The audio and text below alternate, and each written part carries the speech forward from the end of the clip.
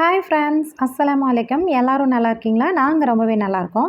இன்றைக்கி நம்ம பிடிக்காது அப்படின்னு சொல்கிறவங்கள கூட விரும்பி சாப்பிட வைக்கக்கூடிய டேஸ்ட்டில் மசாலா உப்புமா தான் செய்ய போகிறோம்.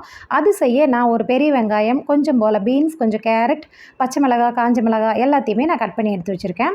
இப்போ இது சட்டுன்னு நம்ம இந்த ரெசிபி செய்ய ஆரம்பிச்சிடலாம். அதுக்கு ஒரு பேனில் ஒரு 4 டேபிள் ஸ்பூனில் போல் ஆயில் சேர்த்துக்கலாம். ஆயில் காஞ்ச உடனே அதில் கடுகு, உளுத்தம்பருப்பு, கடலைப்பருப்பு எல்லாமே ஒரு 1/4 டீஸ்பூன் போல் சேர்த்து நல்லா பொரிய விட்டுடலாம். இது கூட நம்ம கட் பண்ணி வச்சுருக்கிற பெரிய வெங்காயத்தையும் சேர்த்து நல்லா வதக்கிக்கலாம். கலர் சேஞ்ச் ஆகணுங்கிற அவசியம் இல்லை, ஓரளவுக்கு வதங்கினா போதும். இது கூட கட் பண்ணி வச்சுருக்கிற பச்சை மிளகாய், 2 காஞ்ச மிளகாய், கொஞ்சம் போல் கருவேப்பிலை இதையும் சேர்த்து ஓரளவுக்கு வதக்கிக்கலாம். ஓரளவுக்கு வதங்கின உடனே கேரட், பீன்ஸ் ரெண்டையுமே நம்ம சேர்த்துக்கலாம். சேர்த்து ஒரு 3 நிமிஷத்துக்கு போல் இதை வதக்கி விடுங்க. இது வதங்கின உடனே இதில் முக்கியமாக ஒரு 1/2 டீஸ்பூன் போல் இஞ்சி பூண்டு பேஸ்ட்டு சேர்த்துக்கலாம். இது வரைக்கும் இந்த மாதிரி நீங்கள் ட்ரை பண்ணாதவங்க கண்டிப்பாக ட்ரை பண்ணி பாருங்கள். உங்களுக்கு டேஸ்ட் ரொம்பவே நல்லாயிருக்கும்.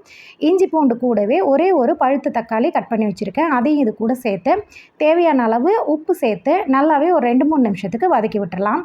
நல்லா ஓரளவுக்கு வதங்கி வந்த உடனே நான் 1 கப் அளவுக்கு வறுத்த ரவை எடுத்து வச்சுருக்கேன். இந்த வறுத்த ரவையை நம்ம எப்போவுமே நார்மலாக ரவை செய்யும்போது ஃபஸ்ட்டு தண்ணி தான் ஆட் பண்ணுவோம். இந்த டேஸ்ட் உங்களுக்கு கிடைக்கணுன்னா ரவையை நீங்கள் இப்போவே இந்த டயத்தில் சேர்த்துக்கோங்க. சேர்த்துட்டு நல்லா அந்த மசாலா கூட மிக்ஸ் ஆகிற மாதிரி ஒரு 2 நிமிஷத்துக்கு லோ ஃப்ளேமில் வச்சு மிக்ஸ் பண்ணுங்கள். அதுக்கப்புறமா நீங்கள் தண்ணி சேர்த்துக்கலாம். நான் 1 கப் ரவை எடுத்திருக்கேன். 1 கப்புக்கு நான் 2.5 கப் சேர்த்துருக்கேன். அப்போ தான் கரெக்டாக இருக்கும். உங்களுக்கு கன்சிஸ்டன்சியுமே நல்லாயிருக்கும். நிறைய பேர் 2 கப் சேர்த்து செய்வீங்க. ஒரு 1/2 கப் சேர்த்து போட்டு பாருங்கள், தண்ணி சேர்த்து பாருங்கள், ரொம்பவே சூப்பராக இருக்கும்.